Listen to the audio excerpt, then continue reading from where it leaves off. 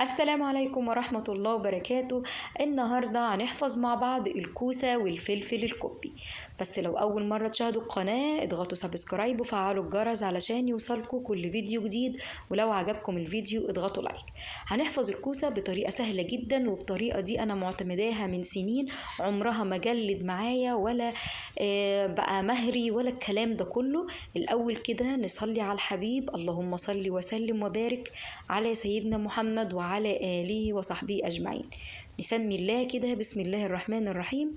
معايا كده كمية من الكوسة، حتى لو فضل يعني جايبة كوسة وفضل عندك إن شاء الله 3-4 وحدات، جايبة فلفل كوبي وفضل معاكي قرن واحد، مش مهم، تقدري اللي انتي تحفظيه في الفريزر أي وقت زنقة، يعني عايزة كوسة أو فلفل هتلاقي عندك في الفريزر. أول حاجة بالشوكة كده بنعمل بالطريقة دي علشان يديني شكل حلو، وبالسكينة حاجة بسيطة من هنا وحاجة بسيطة من هنا، مفيش أسهل من كده. وبعد كده هنبتدي ان احنا نقور الكوسة. طبعا كلنا بنعرف نقور، مفيهاش اي مشكلة، بس انا في بيقعدوا يقوروا لحد ما يخلوها رفيعة كده خالص. طيب فين الكوسة؟ بتيجي بقى تاكلي محشي الكوسة ما فيهاش طعم كوسة خالص، هو عبارة عن الجلدة اللي بره بس زي ما انتوا شايفين الفتحة بتكون وسط، ولا صغيرة خالص ولا كبيرة وجايباها كده على الجلد بالظبط، علشان لما تيجي تاكلي كوسة يبقى فيه طعم الكوسة، وكمان نقدر نستفاد بالقيمة الغذائية اللي موجودة في الكوسة. انا دلوقتي عملتها كده بالسكينة، وابتدي ان انا اقور الكمية كلها، وعملناها بالشوكة. هنغسلها وهنقلبها كده علشان تتصفى من المية. بالنسبة للفلفل بنمسك السكينة كده وبنفتح فتحة دي كده، ونبتدي ان احنا ننضفه من جوه. الفتحة الغطا ده احنا هنخليه غطا لقرن الفلفل، بيديله شكل حلو كده في التقديم. لو اتقطع معاكي مفيش مشكلة، برضو هتحطيه كده فوقيه، احتفظي بيه، برضو هنحطه كده فوقيه، هيديني شكل حلو كده لقرن الفلفل. بعد ما غسلتهم كويس سبتهم كده في المصفى بالطريقة دي علشان خاطر يتصفى منهم المية نهائي. وكمان الفلفل هو كمان بنفس الطريقة برضو بحطه علشان يتصفى.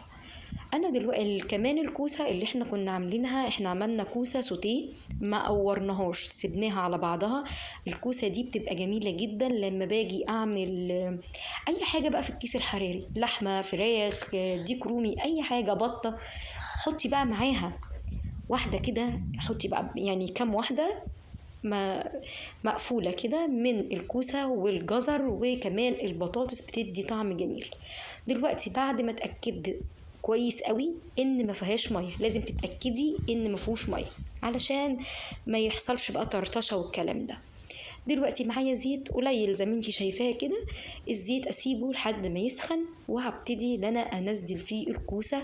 مش هحمرها، يعني ما تسيبهاش تتحمر وتاخد لون وتبقى طريه معاكي، لا لا لا، احنا كل الحكايه ان احنا بنخليها تتشوح في الزيت.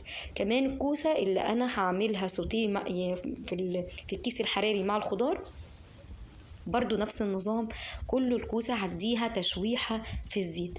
في كمان لو انتي حابة ان انتي تعملي شرايح من الكوسة، جايبة كوسة كبيرة وعايزة تعملي شرايح منها، تعملي منها بقى صينية، تعملي منها صينية بالفراخ، صينية بالبشاميل، ممكن تقطعيها وبرضو تسيبيها تتصفى كويس، تنشفيها من المية وبرضو تديها تشويحة. انا عايزاها باللون ده، ولا محمرة، ما خدتش لون تحمير خالص، هو لونها اتغير حاجة بسيطة، اللون بتاعها دبل حاجة بسيطة، تشويحة كأنك بتشوحي. شوفي لما بتيجي تشوحي البصل ما بياخدش لون، تشويحة بس.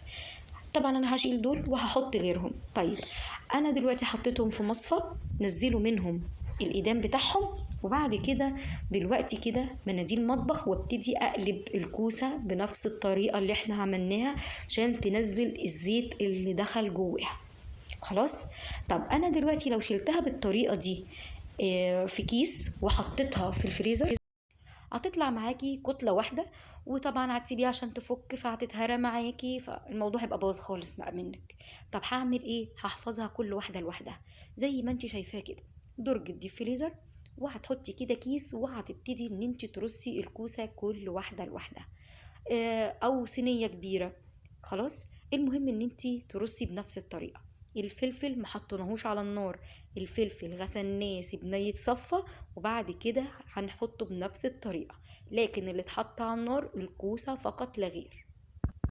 طيب، انا كده هسيبها في الفريزر مدة 3-4 ساعات. انا سبتها لحد تاني يوم، مش هتقول لا، انا عايزاها تجمد تماما. خلاص. طب ليه؟ لان انا دلوقتي علشان كل واحدة لوحديها، فانا طبعا هقدر ان انا اطلع منها زي ما انا عايزة. خلاص. كمان لما تيجي تستخدميها هتستخدميها وهي متلجة، مش هتسيبيها تفك خالص، وهوريكي دلوقتي ازاي. ده كده تاني يوم، الفلفل جمد، الكوسة بص بقى الواحدة بوحدتها. فبص، طريقة ناجحة جدا جدا جدا، انا بعملها من سنين عمرها ما فشلت معايا ولله الحمد. يعني بسم الله ما شاء الله، انا على طول عندي كوسة وفلفل، على طول عندي في الفريزر. يعني مش شرط ان انا بجيب كمية واشيلها، لا، انا لو جبت دلوقتي علشان خاطر اعمل محشي فانا جايبة بالزيادة، بروح شايلة 4 وحدات 5 وحدات، الكمية دي كانت عندي كده زيادة. خلاص، بس كده على طول عندي، لاني انا ممكن دلوقتي بنعمل ورق عنب مثلا وفضل معايا شوية من الخلطة، ممكن اطلع 4 كوسات بس كده واستخدمهم. هتفتحي الكيس هتطلعي 4 وحدات وتقفلي الكيس تاني، بس مفيش اسهل من كده. الفلفل ده حاجة اساسية عندي في المحشي. جربي اي صينية محشي، اي حلة محشي، وحطي معاها قرن فلفل، هيديكي نتيجة روعة.